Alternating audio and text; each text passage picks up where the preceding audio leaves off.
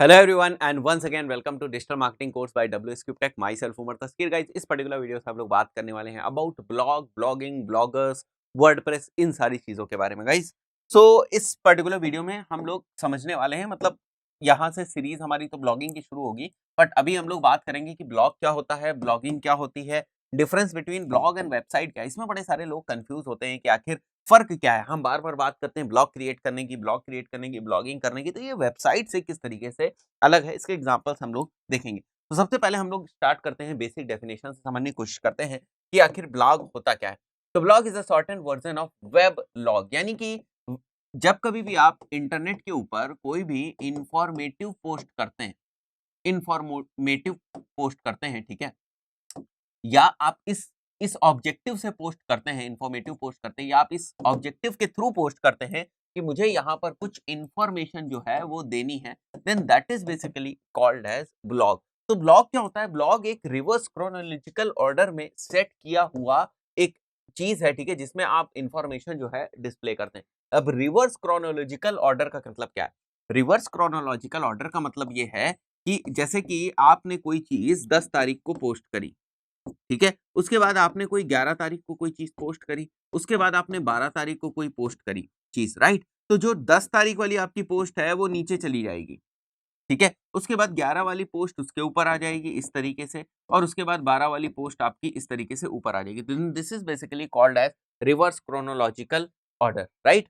तो जो सबसे पहले हुई होगी चीज़, वो सबसे नीचे पहुंच जाएगी, और जो सबसे बाद में हुई होगी, यानी जो सबसे लेटेस्ट चीज़ होगी, वो सबसे ऊपर हमें दिखाई देगी, ठीक है? तो ये होता है हमारा रिवर्स क्रोनोलॉजिकल ऑर्डर। मतलब यहाँ कुछ भी फिक्स नहीं है। आप चाहो कि ये चीज़ यहाँ फिक्स कर दें तो ऐसा नहीं है, आप चाहो ये चीज़ यहाँ फिक्स कर दें तो ऐसा नहीं है, राइट? ये जो हमारा कंटेंट होता है इंटरनेट के ऊपर, ये बेसिकली इंफॉर्मेशन देने के लिए जो है वो बनाया जाता है। यहाँ पर हम जो है कोई चीज़ सेल नहीं कर रहे होते हैं, यहाँ पर हम अपनी सर्विसेज को नहीं प्रमोट कर रहे होते हैं, यहाँ हम अपने प्रोडक्ट्स को नहीं प्रमोट कर रहे होते हैं। जो ब्लॉग भाई इनडायरेक्टली हम कर सकते हैं, जैसे मैंने हम लोगों ने एफिलिएट की बात करी थी, तो वो सारी चीजें इनडायरेक्ट है, बट डायरेक्टली कभी भी ब्लॉग का पर्पस ये नहीं होता है। मतलब कि अगर आप गूगल पे जाएंगे और टाइप करेंगे व्हाट इज एसईओ या व्हाट इज डिजिटल मार्केटिंग, तो आपको बड़े सारे ब्लॉग्स दिखाई देंगे। वो दिखती आपको वेबसाइट ही जैसे हैं, या वेबसाइट के ऊपर ही ब्लॉग होता है। हम इसको ऐसे भी समझ सकते हैं, वेबसाइट के ऊपर ही ब्लॉग होता है, बट टेक्निकली अगर देखा जाए तो ब्लॉग में और वेबसाइट में फर्क है। दोनों एक चीज नहीं है। अगर आपको लगता है दोनों एक चीज है तो ये गड़बड़ है। दोनों एक चीज नहीं है।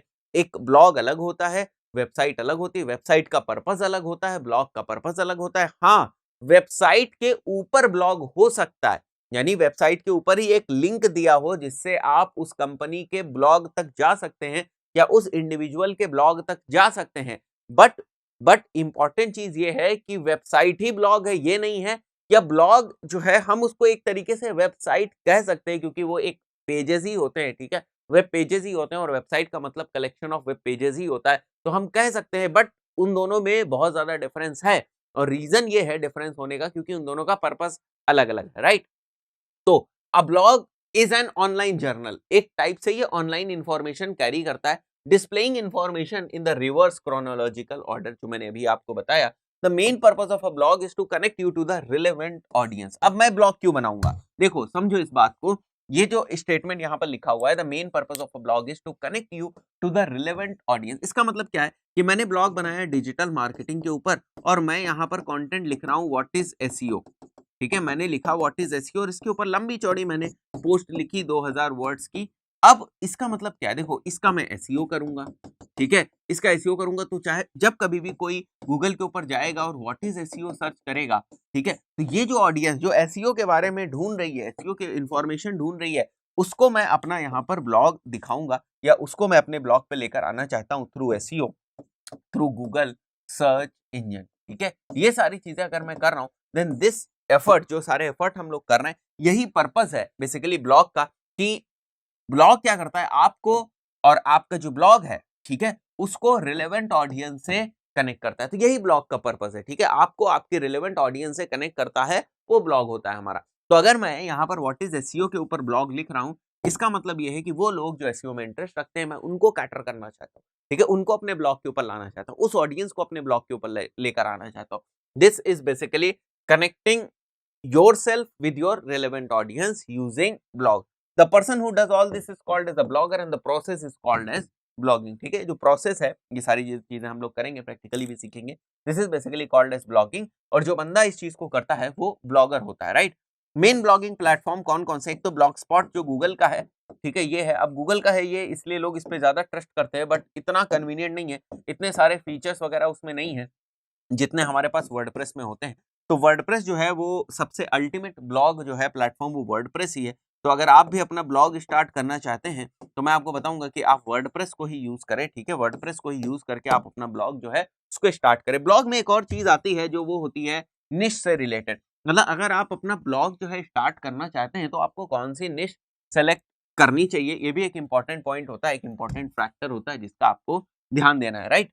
तो यहाँ पर हम लोगों ने बात करी, सबसे पहले ब्लॉग होता क्या है, एक ऑनलाइन जर्नल है जो इन्फॉर्मेशन को रिवर्स क्रोनोलॉजिकल ऑर्डर में डिस्प्ले करता है। मेन पर्पस ये है कि हम अपनी रिलेवेंट ऑडियंस से कनेक्ट हो सकें। बाकी बहुत सारे और भी पर्पस होते हैं, जैसे हम अर्निंग करना चाहते हैं, एडसेंस अप्रूव करना चाहते हैं, एफिलिएट्स करना चाहते हैं, वहाँ पर स्पॉन्सर्ड जो है अर्निंग करना चाहते हैं, स्पॉन्सर्ड पोस्ट वहाँ पर करना चाहते हैं, स्पॉन्सर्ड जो है वहाँ पर और भी बहुत सारी चीजें हैं जो हम लोग करना चाहते हैं, अर्निंग करना चाहते हैं, वो एक अलग चीज है। बट इन जनरल अगर देखा जाए ब्लॉग का पर्पस क्या है, तो वो मैंने आपको बताने की कोशिश करी। किन प्लेटफॉर्म्स के ऊपर ब्लॉगिंग करेंगे या कहाँ पर ब्लॉगिंग करेंगे, जब उसकी बात होती है तो मैंने दो प्लेटफॉर्म्स आपके सामने रखे।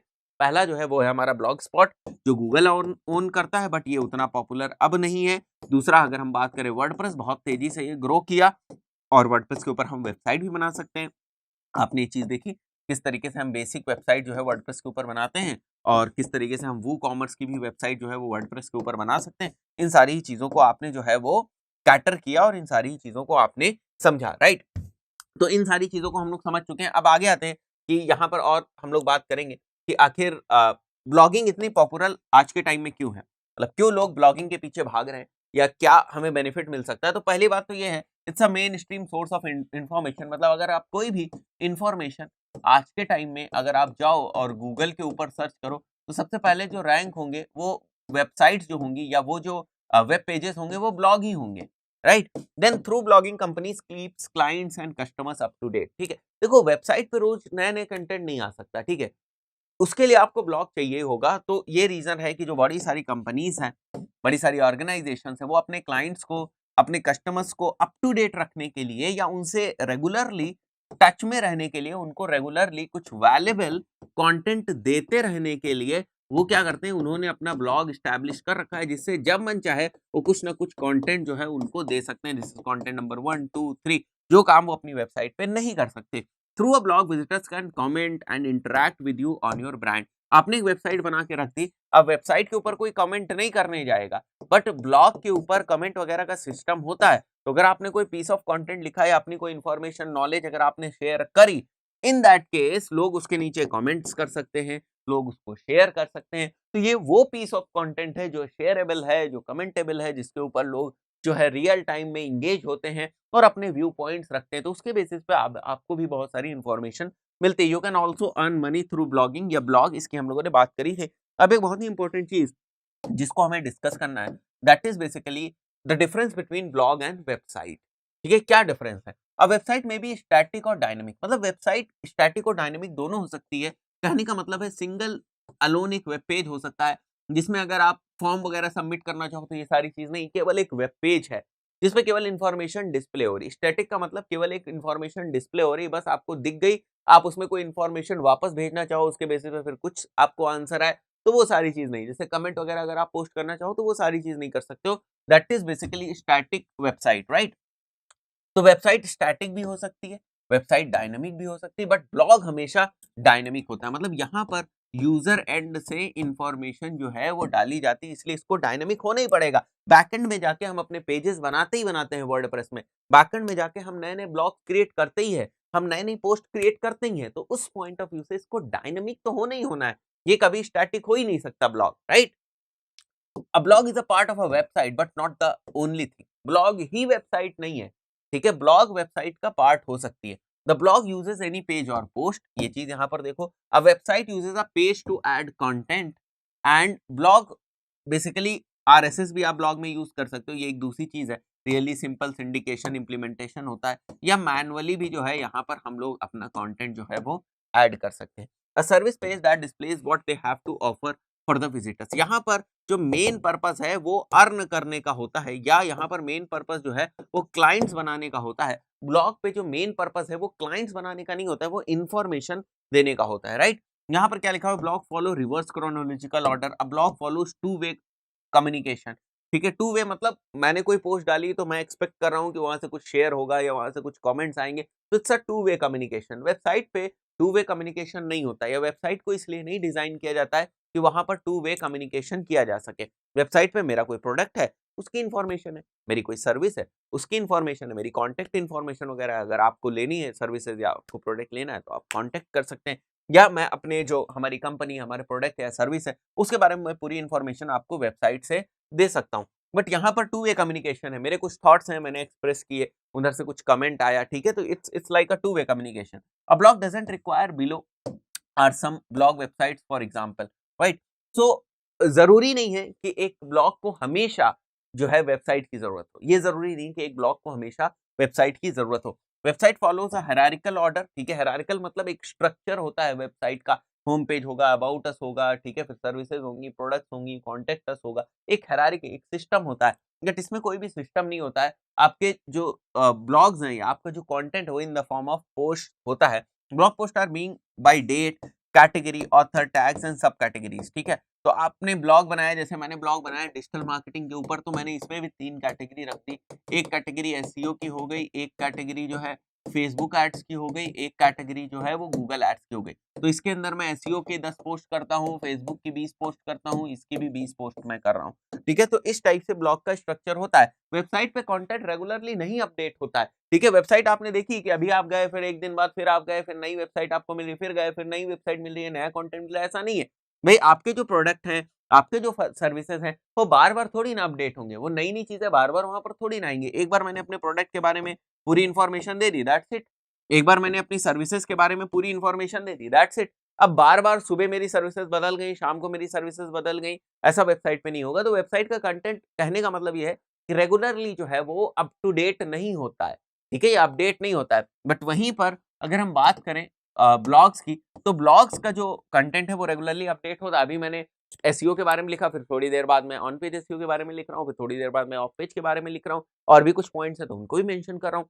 तो ब्लॉग का जो कंटेंट है वो रेगुलरली जो है अपडेट होता है, अप टू डेट होता है। बट वहीं पर वेबसाइट की अगर हम बात करें, तो वेबसाइट का जो कंटेंट है वो रेगुलरली अपडेट नहीं होता है, एक फिक्स्ड टाइप का कंटेंट होता है जो लॉन्गर पीरियड ऑफ टाइम के बाद अपडेट हो सकता है। अगर हमारी कोई सर्विसेज बदल रही है, अगर हमारे कुछ प्रोडक्ट्स बदल रहे हैं, तो वहाँ कुछ अपडेशन होगा। अगर मेरा कॉन्टैक्ट डिटेल्स बदल रही हैं, तो वहाँ अपडेशन होगा। अगर मुझे डिज़ाइन बदलनी है, तो वहाँ अपडेशन होगा। रेगुलरली ये नहीं है कि हर 2 दिन में कुछ ना कुछ नया वहाँ पर आ रहा है, राइट गाइस?